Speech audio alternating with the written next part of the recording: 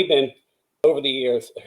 I can't tell you how many magazines we've been in. We got like, I'll say thousands of them maybe. So anyway, I found two that were easy to get to, so I brought them in. And I think Omar was saying something about Kenneth Glen. And so this is an article, February 98, Muscle Mustangs and Fast Fords. And this is one of the events we had at the Glen. We used to, every October, we used to do Kenneth Glen, Watkins Glen I'm talking about.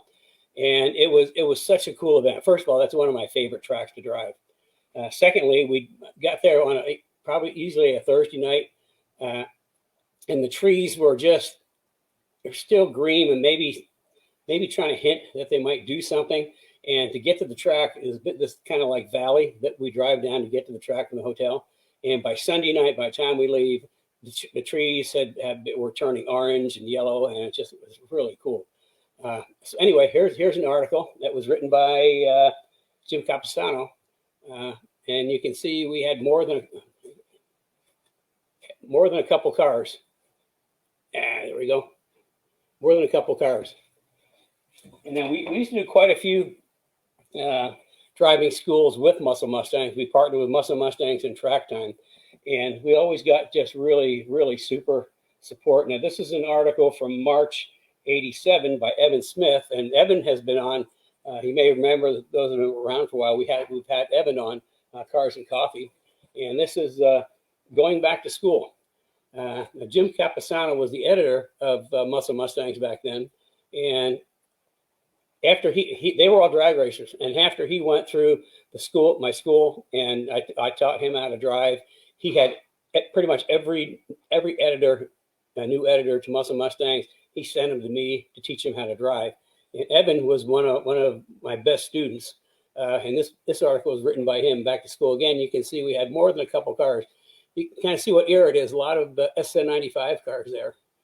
So yeah, this was 1997. So a lot of people asking, are we going to do driving events again?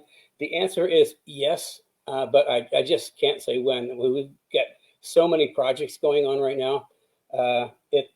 It's just time. There's just not enough bandwidth, enough time. Because putting one of these events on, it takes a lot. It takes a lot of people, a lot of time, a lot of effort to put one of these events on, and we just cannot. We couldn't squeeze in this year. I'm not sure if we can squeeze in next year or not.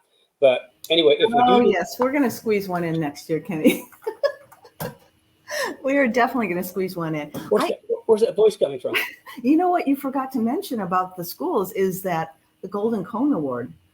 We used to have a banquet. Yeah. With all the media and with all the attendees, and we gave away awards, Kenny. We'd have the Saturday school, then Saturday night we'd have a banquet, and then Sunday we'd finish off the school. And at the banquet, we always presented the Golden Cone Award, which was basically it was a really old, chewed up cone, and it was presented to the person that produced the most memorable event of the day, and it was you had to do something pretty darn unique. I'll put it that way, to win the Golden Cone Award. But that was always pretty popular. Yeah, it was always some kind of an off-track excursion or a spin or something. And I think both. Did Campy earn one? I know that Jim Campusano did. It was pretty interesting that a lot of the editors that would go through would earn them, and the driving participants weren't, because they would know how to drive a little bit better. Yeah. So it was interesting. Also, we had another award that went to the instructors. It was the the shit award. The oh shit award, which they would get a roll of toilet paper for the instructor that experienced the most puckering event with a driver during the day. I forgot about that one. Yeah. So yeah, it was. They were so much fun. What Kenny did during the event is he would do a number of tech sessions during breaks and during lunch, and he also we had a team of pit crew people. Kelvin, you probably remember this, and Brad. But we'd have people take tire temperatures, and then Kenny would read them and teach you how to set your car up at the track while you're there. It's a very cost-effective way to set your car up on the track to drive better. So that was always fun. Yeah, so there's our blast from the past for today.